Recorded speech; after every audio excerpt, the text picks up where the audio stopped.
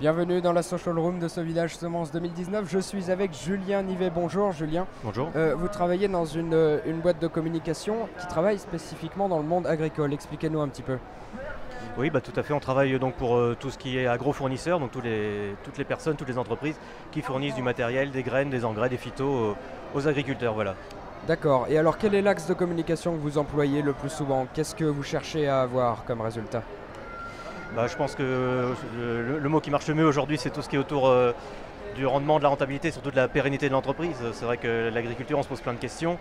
Et les agriculteurs ont besoin aussi qu'on leur redonne confiance un peu dans l'avenir. Bon, c'est un peu prétentieux de la part des marques, mais on doit participer à cette envie et cet entrain, quoi.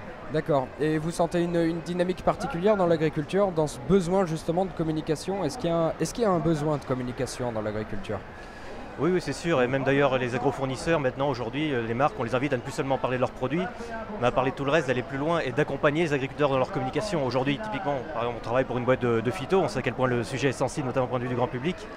Quand une marque de phyto parle aux agriculteurs, elle ne peut pas ignorer aussi qu'elle va être exposée, que les agriculteurs vont être exposés au grand public, donc il faut accompagner les agriculteurs, il faut aussi que les marques aillent jusqu'au grand public. On ne peut plus seulement rester dans le petit carcan de l'agriculture, de la distribution des agriculteurs, il faut être conscient qu'on parle à tout le monde, qu'aujourd'hui, même si on vend aux agriculteurs, toute la société va en parler. Tout le monde est impacté, oui. C'est un métier donc très compliqué. Alors vous êtes également membre de France Agri Tweetos. Est-ce que vous pouvez nous parler un petit peu de votre expérience au sein de cette association?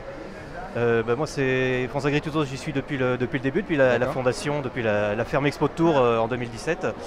J'y suis venu un peu par hasard, on dirait Twitter c'est formidable pour moi qui suis dans les bureaux à Paris, mais qui doit m'adresser des agriculteurs, de savoir ce qui se passe dans les champs, dans la prairie, le tour de plaine. Et c'est comme ça que j'ai découvert ces gens qui ont une volonté de parler de leur métier de façon positive. Et moi j'essaie de les accompagner. Alors moi je suis un petit peu en recul, je suis un communicant, je ne suis pas un agriculteur, c'est avant tout à l'agriculteur de s'exprimer.